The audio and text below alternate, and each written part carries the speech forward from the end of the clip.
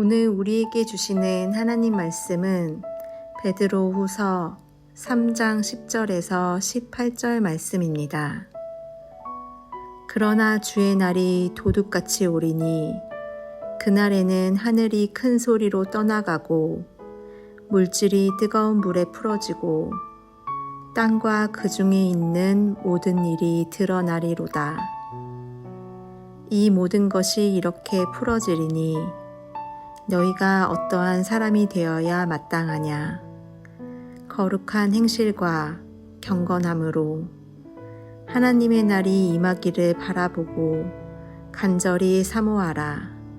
그날에 하늘이 불에 타서 풀어지고 물질이 뜨거운 물에 녹아지려니와 우리는 그의 약속대로 의가 있는 곳인 새 하늘과 새 땅을 바라보도다. 그러므로 사랑하는 자들아, 너희가 이것을 바라보나니 주 앞에서 점도 없고 흠도 없이 평강 가운데서 나타나기를 힘쓰라. 또 우리 주의 오래 참으심이 구원이 될 줄로 여기라. 우리가 사랑하는 형제 바울도 그 받은 지혜대로 너희에게 이같이 했었고 또 그 모든 편지에도 이런 일에 관하여 말하였으되 그 중에 알기 어려운 것이 덜어 있으니 무식한 자들과 굳세지 못한 자들이 다른 성경과 같이 그것도 억지로 풀다가 스스로 멸망에 이르느니라. 그러므로 사랑하는 자들아, 너희가 이것을 미리 알았은즉 무법한 자들의 미혹에 이끌려 너희가 굳센 데서 떨어질까 삼가라. 오직 우리 주 곧 구주 예수 그리스도의 은혜와 그를 아는 지식에서 자라가라. 영광이 이제와 영원한 날까지 그에게 있을지어다.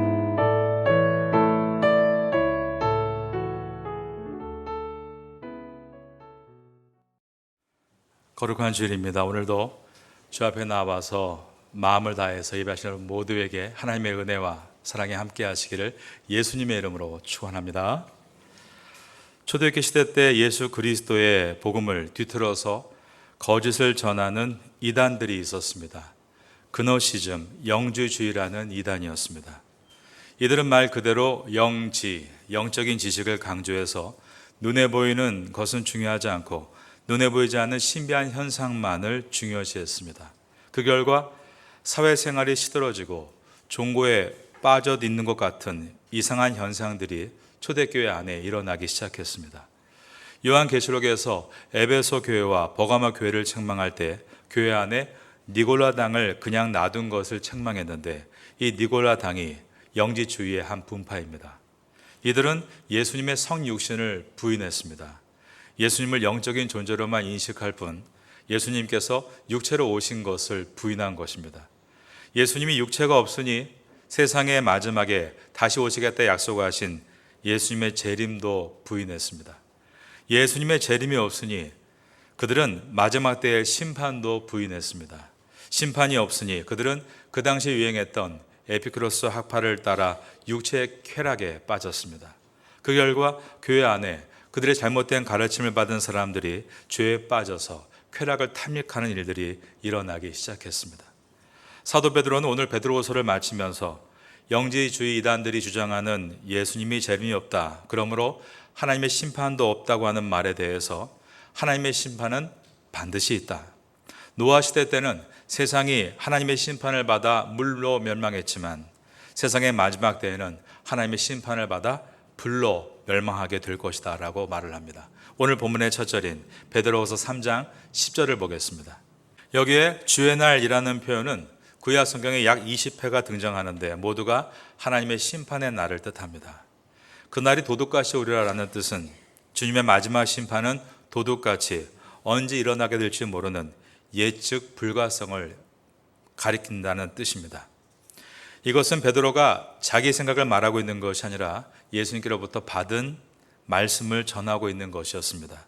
마태복음 24장 42절 이하에 보면 주님께서 이렇게 말씀하셨습니다. 그러므로 깨어 있으라. 어느 날에 주가 임할는지 너희가 알지 못함이라. 너희도 아는 바니 만일 집주인이 도둑이 어느 시각에 올 줄 알았더라면 깨어 있어 그 집을 뚫지 못하게 하였으리라. 이러므로 너희도 준비하고 있으라. 생각지 않은 때에, 그다음 보니까 인자가 오리라 라고 말씀했습니다. 이것은 우리의 개인도 마찬가지입니다. 우리는 언제 우리의 인생이 끝나고 하나님 앞에 서게 될지 알지 못합니다. 우리의 인생의 끝은 예수님의 비유와 같이 도둑같이 임하게 될 것이므로 우리도 하나님의 심판대 앞에 설 것을 미리 생각하고 준비해야 하는 것입니다. 하나님의 심판은 뜨거운 불이 임함으로 온 세상을 다 태워버리시는데, 이것을 10절은 물질이 뜨거운 불에 풀어진다라는 표현을 썼습니다.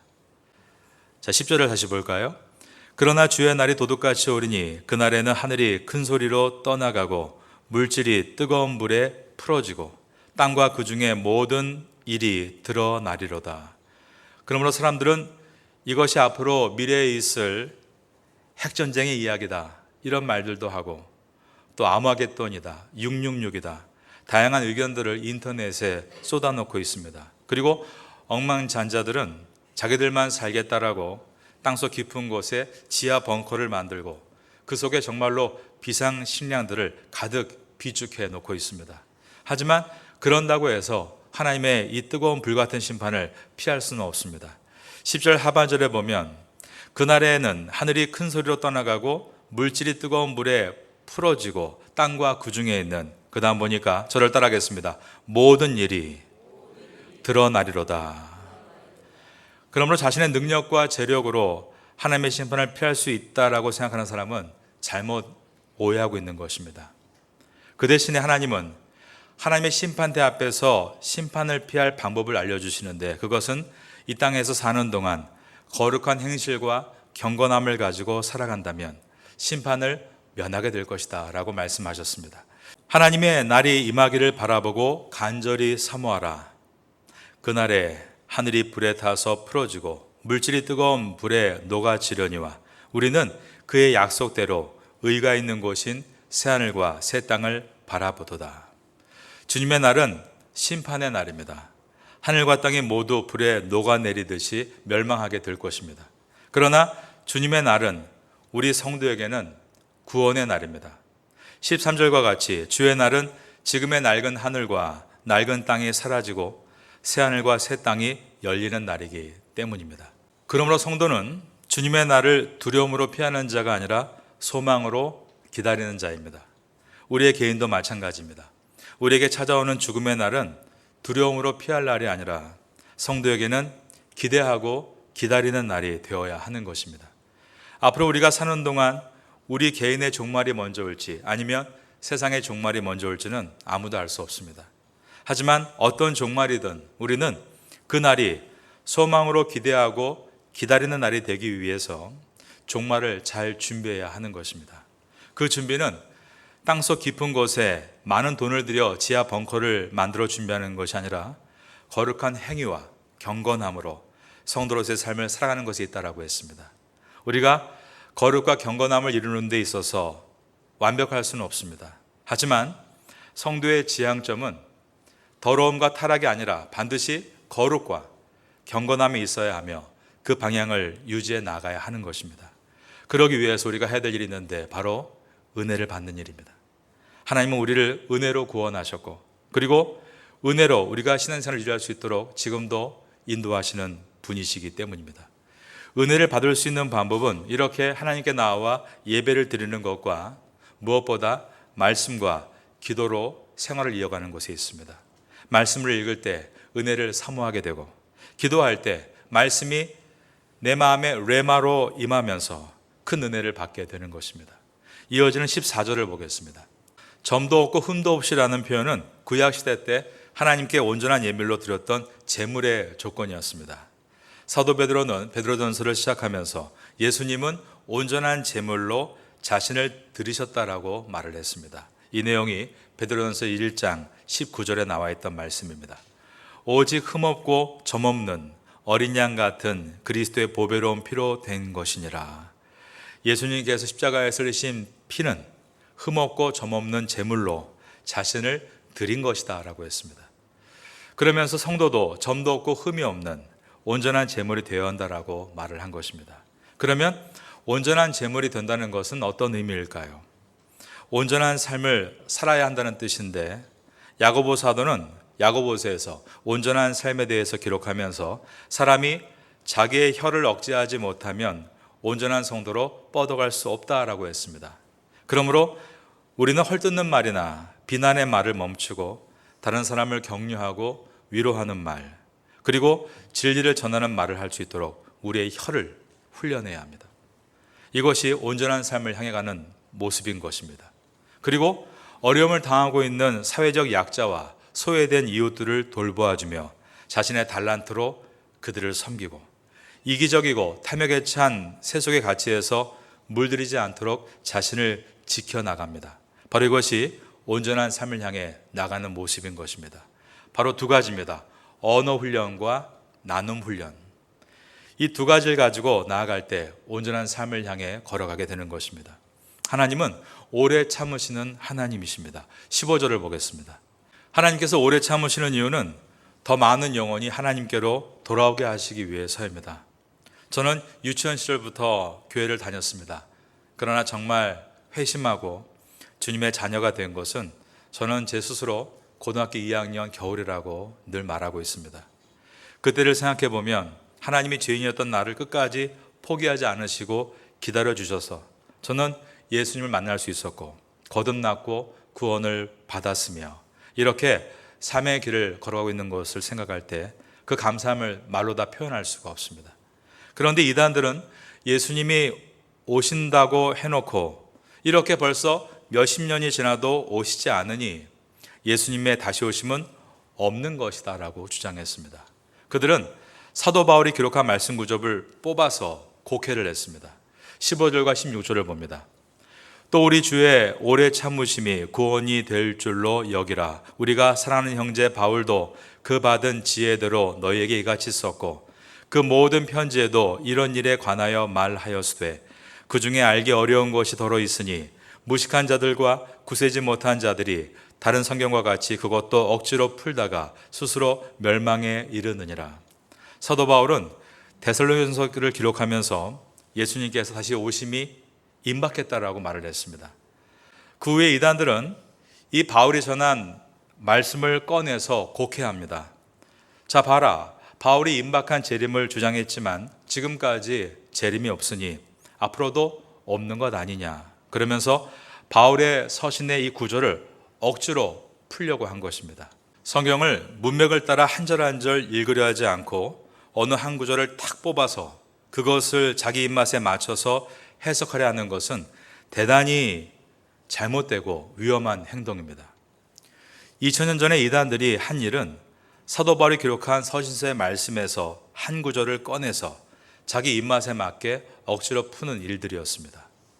사도 바울이 기록한 로마서에서 믿음으로 구원을 얻는다, 이신칭의 말씀을 그들은 왜곡해서 믿음으로 구원을 받는다고 했으니 행함은 어떻든 상관없다, 방종의 삶을 살아도 괜찮다, 이렇게 자기 입맛에 맞게 해석을 한 것입니다. 그런데 2000년이 지난 오늘날에도 이단이 하는 일은 똑같습니다. 자기가 하고 싶은 말을 성경의 구절을 인용해서 하는 것입니다. 오늘 본문 위에 있는 베드로후서 3장 9절을 한번 눈으로 보시기 바랍니다. 거기에 보면 주의 약속은 어떤 이들이 더디다고 생각하는 것 같이 더딘 것이 아니라 오직 주께서는 너희를 대하여 오래 참으사 아무도 멸망하지 아니하고 다 회개하기에 이르기를 원하시느니라 라고 되어 있습니다. 그런데 오늘날 이단 가운데 이 베드로가 전한 3장 9절을 꺼내서 다른 해석을 하는 이들이 있는 것입니다. 이단 가운데 만인 구원론, 유니버셜리즘이 있습니다. 그들은 이 베드로후서 3장 9절을 한 절을 딱 뽑아서 이렇게 곡해합니다. 자 봐라, 여기에 보니까 사도 베드로도 주님은 다 회개하게 이르기를 원하신다라고 기록했다. 그러므로 이 땅의 모든 사람들은 다 회개하고 구원받게 되는 것이다. 그러므로 지옥은 텅텅 비게 될 것이다. 이렇게 자기가 원하는 바대로 해석하는 일들이 일어나고 있는 것입니다. 지난 2000년 동안 자연과학, 물리학, 생물학, 지구과학, 천문학, 화학은 눈부시게 발전했지만 인간의 자기중심적인 마음은 단 1도 변하지 않은 것을 우리가 보게 됩니다. 베드로후서 3장 9절에서 오직 주께서는 너희를 대하여 오래 참으사 아무도 멸망하지 아니하고 다 회개하게 이르기를 원하신다라는 것은 하나님의 마음을 표현한 것입니다. 하나님의 마음은 모두가 구원받기를 원하시는 것입니다. 하지만 그렇다고 해서 심판은 없다, 이렇게 단정 지을 수는 없는 것입니다. 성경을 베드로후서 1장부터 한 절 한 절 읽어보면 누구나 이해할 수 있는 것을 이단들은 자기가 원하는 말을 관철시키기 위해서 성경 구절을 하나를 딱 뽑아서 봐라, 이렇게 기록되어 있다라며 억지 해석을 하는 것입니다. 그러므로 사도 베드로는 이단의 거르침에 빠지지 않도록 조심하라라고 했습니다. 그러면 어떻게 하면 우리가 거짓 교사들의 잘못된 가르침에 빠지지 않고 온전한 믿음을 지켜나갈 수 있는 것인가? 지난 16일 동안 강해했던 베드로 전후서의 마지막 장 마지막 절을 읽겠습니다. 18절입니다. 오직 우리 주 곧 구주 예수 그리스도의 은혜와 그를 아는 지식에서 저를 따라 하시겠습니다. 자라가라. 거짓 교사들의 가르침에 빠지지 않고 온전한 믿음을 지켜나가는 방법은 계속해서 말씀과 기도로 우리의 신앙과 인격이 자라나게 하는 일입니다. 우리는 모두 예수님을 믿고 믿음으로 구원을 얻었습니다. 이것을 이 믿음신 칭할 칭 의로울 의자를 써서 이신칭의 믿음으로 의롭다 칭함을 얻었다, 칭의의 사건이라 부릅니다. 학문적인 말로 justification이라고 합니다. 이것은 구원의 시작입니다. 구원은 이어서 거룩한 삶의 방향으로 나아가는 것입니다. 이것을 성화라고 부르고 학문적인 말로 sanctification이라고 합니다.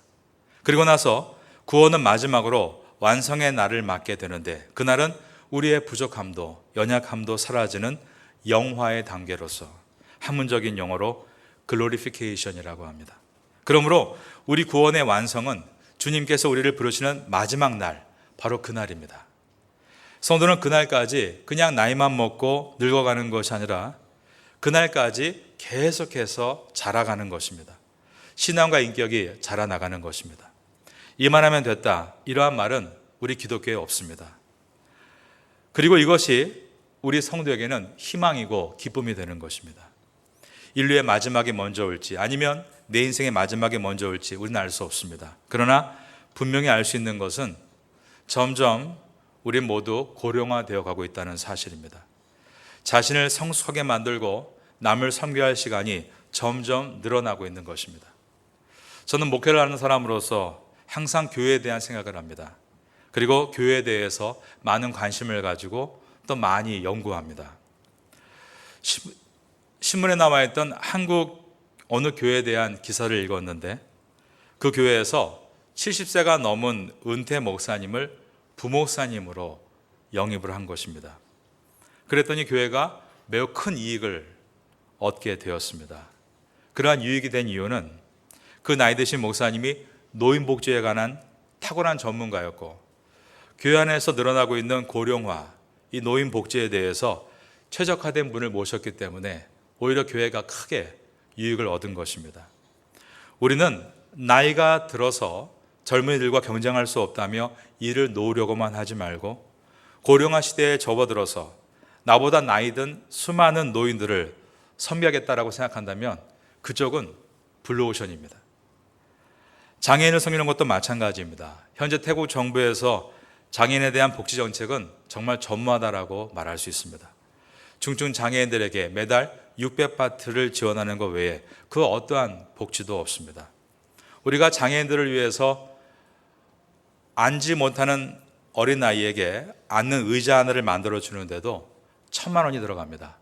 근데 저도 우리 교회에 있는 장애인 장비들을 한번 알아보고 검색해 봤지만 별게 아닙니다. 그런데 이거를 처음 제작하다 보니 수요가 적어서 값이 엄청나게 비싼 것입니다. 저는 그래서 우리 교회에 있는 장애인 시설의 몇 가지 기구들은 제가 직접 자로 그려서 만든 것도 있습니다. 만들었더니 한 20분의 1로 가격이 주는 것도 보았고, 그것을 생각하면서 우리 교회 안에 정말 많은 대단한 기술자가 있는데 그런 분들이 장애인의 물건들을 하나하나 몇 가지 만들어줘도 이 지역에 있는 장애인들이 얼마나 행복할까 그런 생각도 해보았습니다. 이처럼 우리가 보지 못하는 영역에 엄청난 블루오션이 놓여 있는 것입니다. 이러한 분야에서 우리가 꿈을 가지고 공부하고 직접 봉사하면서 경험하게 되면 우리는 이 땅에 살 동안 우리 숨이 닿을 때까지 우리가 갖고 있는 직업군에서 전문 분야에서 주의 영광을 위해 하나님 나라의 복음을 위해서 귀하게 쓰임받을 수 있는 것입니다. 이것이 바로 성숙이고 섬김입니다. 이 땅에 사는 동안 점점 죽어가는 나무가 된다고 탄식하지 말고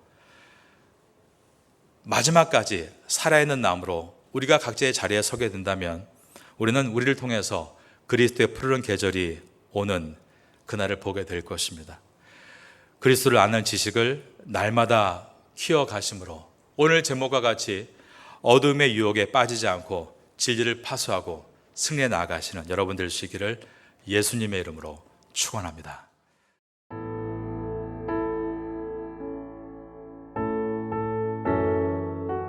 지금은 함께 기도하는 시간입니다. 6월 공동기도 제목은 첫째, 우리 조국이 외세의 힘이 아닌 하나님을 의지하게 하소서. 둘째, 조국교회가 사명을 잘 감당하도록 힘을 주소서. 셋째, 태국교회가 부흥할 수 있도록 역사하소서. 넷째, 세계 한인 목회자 디아스포라 포럼을 은혜 가운데 잘 마치게 하소서. 말씀을 붙잡고 기도하는 귀한 시간 되시기를 소망합니다.